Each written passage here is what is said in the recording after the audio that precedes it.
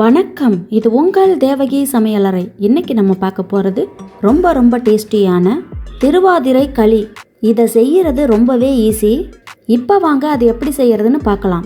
ஒரு பவுலில் 1 கப் பச்சரிசி எடுத்திருக்கேன். நான் பொங்கல் பச்சரிசி எடுத்திருக்கேன். இது பொங்கல் டைமுங்கிறதுனால எல்லா கடைகள்லையுமே பொங்கல் பச்சரிசி கிடைக்கும்.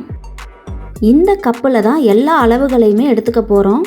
இந்த கப்போட அளவு 120 ml. மெஷரிங் கப்பில் 1/2 கப் பச்சரிசியோட 1 டேபிள் ஸ்பூன் பாசிப்பருப்பையும் சேர்த்து நல்லா 2 தடவை அலசி எடுத்துக்கலாம். அரிசி பருப்பை கழுவாமல் வறுத்து யூஸ் பண்ண வேண்டாம். ஏன்னா அரிசி பருப்பில் வண்டு வராமல் இருக்கிறதுக்காக ஏதாவது கெமிக்கல்ஸ் கலந்துருக்கான்னு நமக்கு தெரியாது. அதனால் கழுவிட்டு யூஸ் பண்ணுறது தான் சேஃப். கழுவுன அரிசியை நல்லா வடிகட்டிட்டு பேனில் சேர்த்து நல்லா வறுத்து எடுத்துக்கலாம். அரிசியும் பருப்பும் கலர் சேஞ்ச் ஆகி வாசம் வர வரைக்கும் வறுக்கணும். கொஞ்சம் கொஞ்சமாக ஈரப்பதம் குறைஞ்சு அரிசி நல்லா பொரிய ஆரம்பிக்கும்.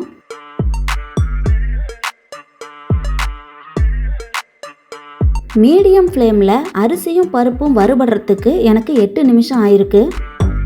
இப்போ இதை எடுத்து ஆற வச்சுட்டு மிக்ஸி ஜாரில் சேர்த்து நைஸ் மாவாக அரைக்காமல் பொடி ரவை மாதிரி அரைச்சிக்கலாம்.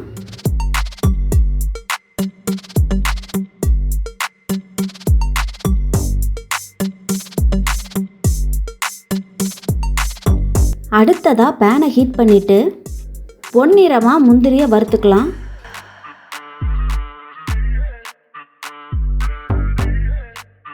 கூடவே 1/2 கப் அளவுக்கு தேங்காய் துருவலையும் நெய்யிலேயே வறுத்து எடுத்துக்கலாம். தேங்காயோட கலர் நல்லா சேஞ்ச் ஆகி வாசம் வர வரைக்கும் வறுத்துக்கோங்க. தேங்காயை பொடியாக கட் பண்ணி கூட நீங்கள் சேர்க்கலாம். இதை சேர்க்கறதுனால களியோட டேஸ்ட் நல்லாயிருக்கும். இப்போ முந்திரி வறுத்த அதே பேனில் 1 கப் தண்ணி சேர்த்துக்கிறேன். கூடவே 2 கப் வெல்லம். வெல்லத்தை பாகு வைக்கணும்னு அவசியம் கிடையாது.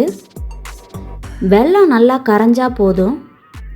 வெல்லத்தில் மண் தூசியெல்லாம் இருக்குங்கிறதுனால அதை வடிகட்டி ரெடியாக எடுத்து வச்சுக்கோங்க.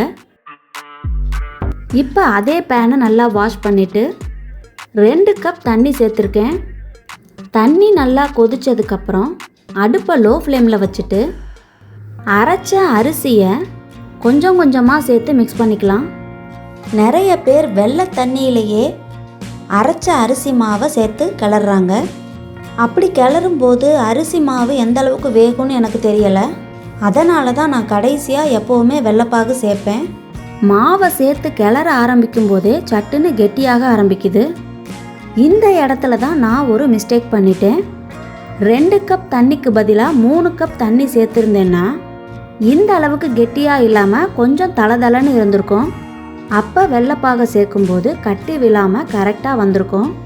3 கப்புக்கு பதிலாக 2 கப் தண்ணி ஊற்றுனதுனால வெள்ளைப்பாகை ஊற்றி கிளறும்போது அடிக்கடி கட்டிகளை உடச்சி விட்டு கிளற வேண்டியதாக இருந்தது. அதனால் நீங்கள் களி செய்யும்போது 2 கப் தண்ணிக்கு பதிலாக 3 கப் தண்ணி சேர்த்துட்டு செய்யுங்க.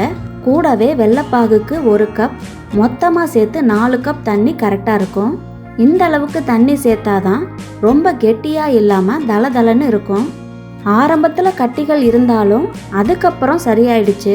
கடைசியாக வறுத்த தேங்காய் துருவல், பொரிச்ச முந்திரி, கொஞ்சமாக ஏலக்காய் பொடி, கடைசியாக 1 டேபிள் ஸ்பூன் நெய் எல்லாம் சேர்த்து நல்லா மிக்ஸ் பண்ணி எடுத்திங்கன்னா சூப்பரான களி ரெடி ஆகிடும்.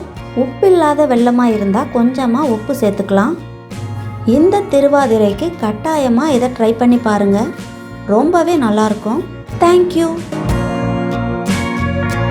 இந்த வீடியோ உங்களுக்கு பிடிச்சிருந்தா லைக் பண்ணுங்கள், ஷேர் பண்ணுங்கள், கமெண்ட் பண்ணுங்கள், சப்ஸ்கிரைப் பண்ணுங்கள்.